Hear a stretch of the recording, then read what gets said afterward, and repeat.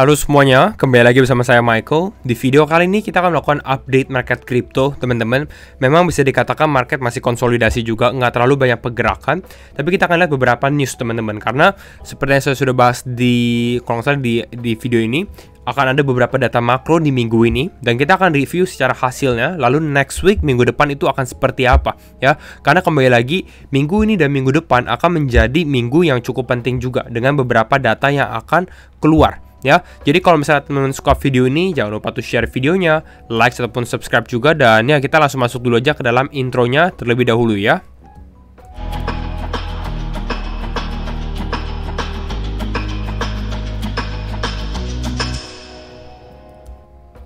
Oke, ya. Coba kita lihat pergerakan market crypto dalam beberapa hari terakhir, khususnya 24 jam terakhir, di mana market memang sedikit ada kenaikan. Nah, tapi overall yang lagi naik signifikan itu hype mengalami kenaikan 12% ke $13, tapi ini setelah dia ada penurunan ya.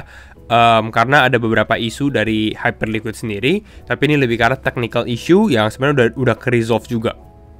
Gitu ya. Lalu ada Trump yang mengalami kenaikan 9,4%, ada beberapa kripto lainnya ya juga naik, tapi nggak terlalu signifikan sih, karena Bitcoinnya juga technically belum breakout ya. Nanti kita bahas di video ini. Ada Pi, Ena, dan Om ya. Ini justru 3 kripto yang bisa tergolong cukup strong gitu ya. Tapi saat ini malah mengalami penurunan. Cukup normal sih, Pi udah mulai secara price gitu ya mengalami koreksi. Dikarenakan ya kita tahu lah dia cukup strong sebenarnya ya. Tapi ya karena udah lama mungkin ya akan ada sedikit koreksi juga. Secara Fear and Greed Index kita di area 27, memang market masih fear ya. Namun saya mau share beberapa hal, teman-teman. Kalau kalian yang miss saya punya Twitter atau post di X, kalian bisa lihat gitu ya profil saya di It's Mike Wyan. Tapi ini saya mau share bahwa kita harus zoom out sebenarnya. Yang mengalami penurunan itu bukan hanya market crypto doang gitu ya. Salah satunya adalah S&P 500 atau US market. Jadi memang lebih berfokus terhadap keadaan makroekonomi ya, dimana bahkan kalau kita lihat S&P 500 sendiri ini adalah indeks yang mempunyai 500 top perusahaan di Amerika gitu ya. Dia udah kembali lagi kemana? Ke area kisaran 200 day moving average. Jadi bisa dikatakan memang lagi di area yang cukup krusial juga, di area kisaran area support, dan mengalami penurunan cukup belasan persen gitu ya dari awal tahun. Jadi memang pressure itu bukan hanya di kripto, tapi memang di risk asset ya, di aset-aset yang beresiko. Itu satu hal yang kalian harus bandingkan juga ya. Nextnya adalah ini beberapa berita sebenarnya, tapi ini berita yang mungkin harus sedikit diklarifikasi. Kenapa? Karena ada sempat berita tulisannya adalah Presiden Trump family is in talks to acquire stake in Binance US ya. Jadi family-nya atau keluarganya Presiden Trump katanya mau ambil stake di Binance US ya. Ini berbicara dengan CZ dan lain-lain, tapi kemarin CZ sempat ada membahas gitu ya, dia ada membalas bahwa enggak, ini mistake gitu ya. Ini adalah sebuah kesalahan. Alhasil market justru malah sedikit dip ya, atau ada sedikit penurunan dikarenakan hal ini. Tapi overall sebenarnya saat ini memang masih choppy, bahkan ya di area ini aja gitu ya untuk Bitcoin sendiri. Nanti kita akan bahas lebih dalam di teknikalnya, teman-teman.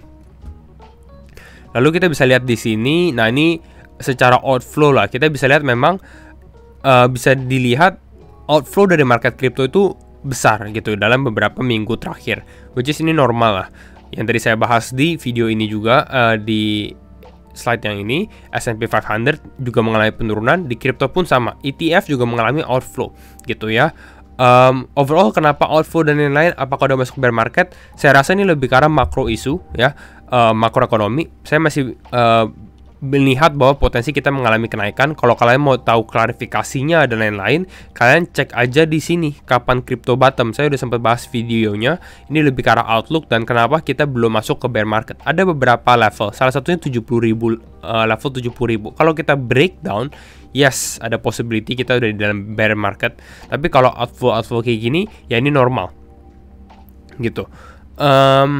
Nextnya, nah ini mungkin sedikit hopium kata teman-teman gitu ya. Apakah Bitcoin udah bottom atau belum gitu ya? Memang ya secara grafik orang-orang bisa melihat lah bahwa oh kita lagi di area crucial supportnya ya, kisaran area ribuan ya, 77.000, 76, 75. Ini memang area level yang bisa dikatakan cukup kuat, bahkan 72.000 pun di area kisaran area ini gitu ya.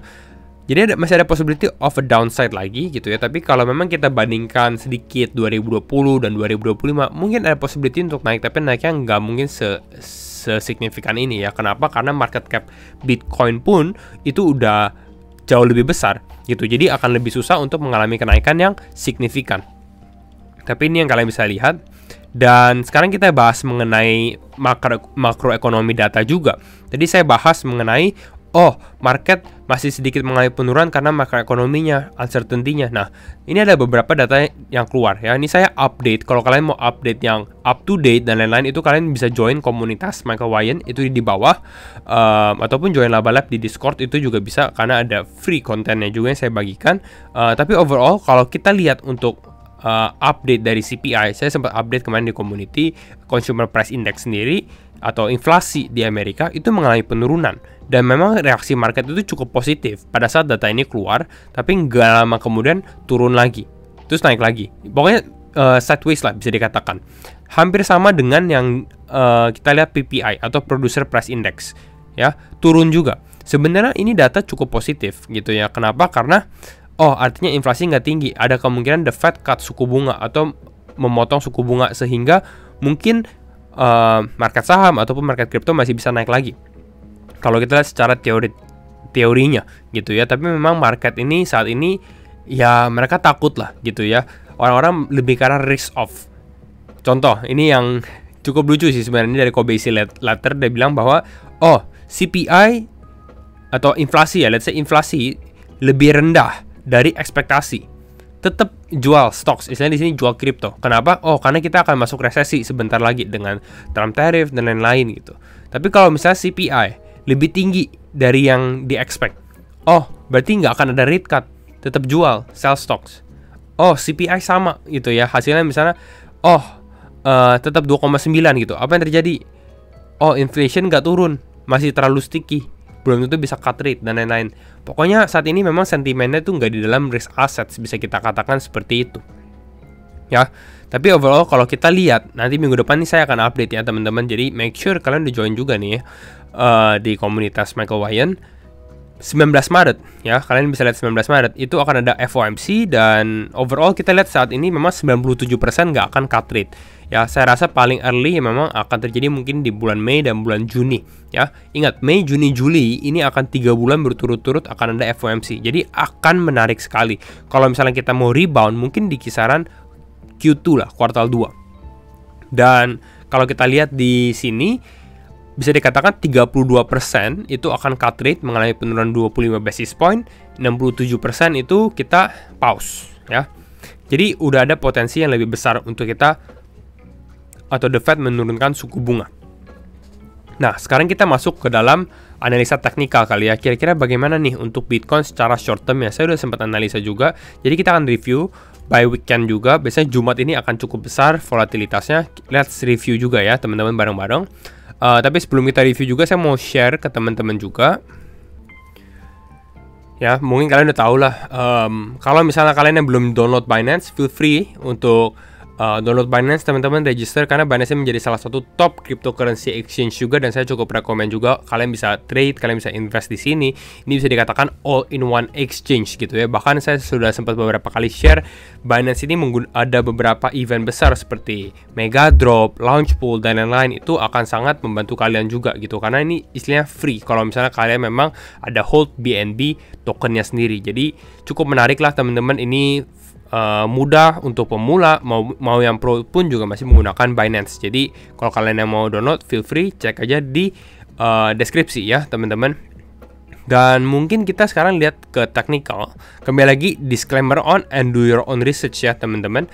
Nah, bagaimana technical untuk Bitcoin sendiri gitu, ada beberapa hal. Ini saya sempat update ini di Laba Lab ya, dan memang cukup following the plans ya, dimana ada dua zona, zone 1, zone 2 yang saya sempat share, dan kita sempat hit zona 1 bisa dikatakan seperti itu, lalu mulai mengalami penurunan, bahkan penurunannya itu cukup pas banget memang di area 80.000 itu bisa dikatakan area supportnya, dan Bitcoin hit area ini lalu sekarang slowly mengalami kenaikan. Yang naiknya sekitar 4%, lumayan juga sih. Tapi overall memang kalau kita lihat di time frame 1 jam mungkin masih kurang gitu jelas gitu ya. Tapi kalau kita lihat di time frame 1 hari atau bahkan 4 jam dan 12 jam, technically kita masih cukup choppy, teman-teman. Choppy artinya apa sih? Choppy itu sideways, nggak terlalu clear kita mau long atau short. Dan kalau saya lihat selling pressure pun technically masih ada. Tapi karena ini hari Jumat ya, yang kita bisa perhatikan mungkin ada possibility kita bisa break. Dan ini ada beberapa interesting factors ya, faktor-faktor yang menarik. Karena waktu saya bikin analisa ini, saya melihat bahwa exponential moving average 50 ini akan menjadi resistance ya, teman-teman. Dan technically saat ini pun kita masih bisa katakan di 4 jam exponential moving average 50 ini tetap menjadi resistance ya. Ini kita tes sekali, kita tes 2 kali. Ini ya mungkin kita nggak katakan ini tes ya, tapi saat ini kita udah mau approaching atau mendekati area exponential moving average 50-nya lagi. Jadi secara short term, ketika dia atau Bitcoin bisa break above exponential moving average 4 jamnya gitu ya, atau bahkan close di atasnya, mungkin ada potensi dia untuk naik kembali gitu ya. Kemarin saya sempat targetkan mungkin kisaran zona 2 ini di kisaran 87 sampai 88, tapi saya mungkin lihat agak sedikit susah karena ini kemarin, dan saat ini kemungkinan kalau misalnya kita naik pun berarti paling push ke area kisaran 86, karena di 86 pun kita bisa katakan ini zona resistance-nya juga lumayan besar sih. Di sini ya, kalau kalian lihat di sini, nah ini kisaran 86-an. Ini yang saya akan jadikan target sih. Jadi kalau misalnya dia bisa break ini ya, teman-teman, ya kemungkinan ke 86 ke sini. Nah, nanti di sini kita lihat lagi apakah bisa break atau enggak. Tapi overall itu sih. Tapi kalau saya lihat kalau misalnya dia break ini dengan news seperti sekarang ya, mungkin potensinya lebih besar untuk turun sih. Mungkin sedikit liquidity swap ke atas gitu ya, istilahnya mungkin ke 87, tapi akan ada rejection. Ini kira-kira outlook untuk Bitcoin. Kalau misalnya hal ini terjadi ya, kita butuh lihat dulu nih volumenya bagaimana. Tapi satu pattern yang mungkin yang saya lihat gitu ya saat ini, pada saat market Amerika buka, US Open gitu ya, justru harganya atau price actions dari Bitcoin sendiri cenderung melemah gitu. Jadi nanti kita akan lihat, karena persis mungkin dalam hitungan setengah jam lagi US market itu akan buka, ada potensi mungkin melemah, tapi kalau melemah berarti just another rejection lagi, tapi bisa siapa tahu patternnya itu akan berubah, malah ada breakout. Dan kalau misalnya breakout terjadi ya ini lumayan lah kalau misalnya bisa ke 86. Jadi mungkin kira-kira ini aja untuk update market crypto secara short term. Memasuki weekend kemungkinan akan lebih sideways karena nggak terlalu banyak berita-berita yang ada. Tapi kita akan prepare untuk minggu depan, yaitu adalah FOMC yang akan lebih penting lagi gitu ya. Itu aja teman-teman update dari saya. Kalau misalnya kalian suka video ini, jangan lupa to share videonya, like ataupun subscribe, dan see you all in the next video. Bye-bye.